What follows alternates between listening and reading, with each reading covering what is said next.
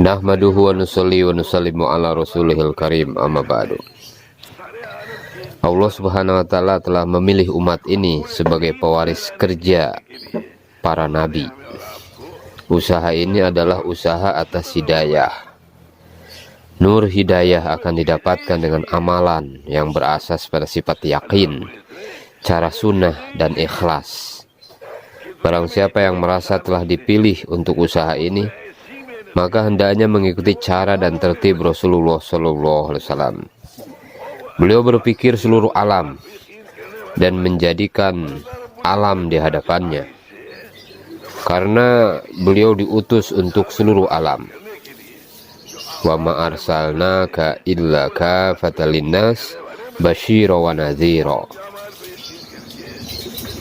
Beliau sallallahu alaihi wasallam diutus untuk seluruh alam dan rahmat bagi seluruh alam.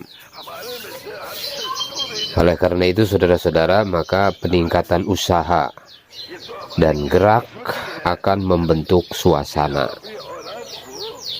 Tujuan daripada usaha ini adalah bagaimana merubah yakin yang sempurna kepada Allah Subhanahu wa ta'ala. Proses tercapainya kebahagiaan, kesuksesan, mujahadah, mencari hidayah Allah Subhanahu wa ta'ala dalam beramal. Kebahagiaan dan kesuksesan yang hakiki akan dicapai. Saudara-saudara sekalian, maka untuk mendapatkan keyakinan dan nur hidayah diperlukan mujahadah, lelah-lelah, capek-capek di jalan Allah Subhanahu wa ta'ala. Segala amal tanpa sifat yakin, sunnah dan ikhlas tidak akan menghasilkan nur hidayah. Tanpa nur hidayah, amal tidak mampu menyelesaikan masalah. Tanpa nur hidayah, amal tidak mampu menyelesaikan masalah.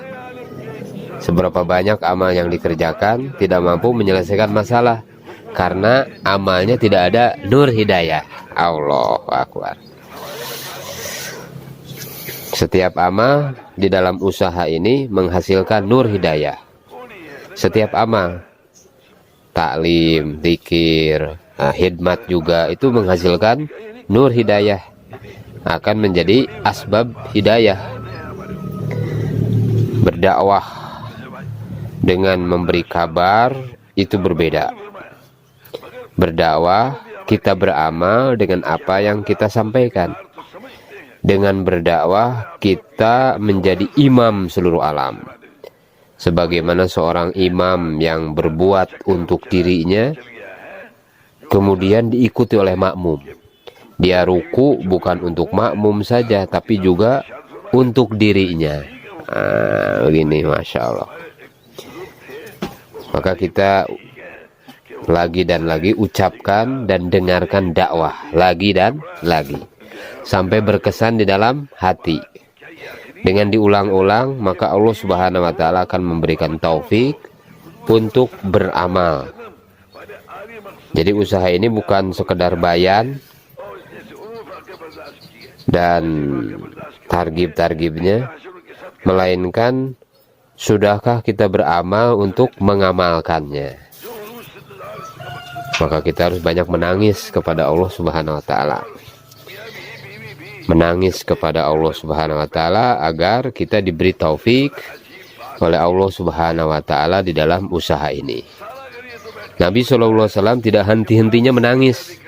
Tuh, jadi ini kekuatan dakwahnya, menangis kepada Allah, berdoa kepada Allah sampai beliau dikabulkan. Begitu pula kita terus dan terus keluar di jalan Allah Subhanahu wa ta'ala sampai diri kita diterima di dalam usaha ini, dan usaha kita dikabulkan oleh Allah Subhanahu wa ta'ala. Maka penting kita mengubah niat kita dengan menjadikan maksud hidup kita sebagaimana maksud hidup Rasulullah sallallahu alaihi wasallam. Sebaik-baik manusia adalah yang membuat usaha Nabi sallallahu alaihi wasallam dalam perkataan dan perbuatannya. Maka kita usaha lagi dan lagi. Jadi usaha dakwah ini tergantung pada pikir dan pengorbanan. Segala keadaan dikuasai oleh Allah Subhanahu wa ta'ala, dan pengaturan Allah Subhanahu wa ta'ala sesuai dengan perbuatan manusia. sedang perbuatan manusia sesuai dengan keadaan hatinya. Hati manusia ini hanya akan menjadi baik dengan nur hidayah yang disebabkan dan diusahakan dengan tawajuh kepada Allah Subhanahu wa taala. Suatu amal akan menjadi amal yang mujahadah bila berjalan di atas yakin yang betul. Ruh dan jasad manusia seumpama dua pegulat yang sedang bertarung. Bila ruh mampu menguasai jasad, maka hati dan ruh manusia menjadi bersih. Jadi ruh dan jasad itu seperti dua pegulat, bertarung terus.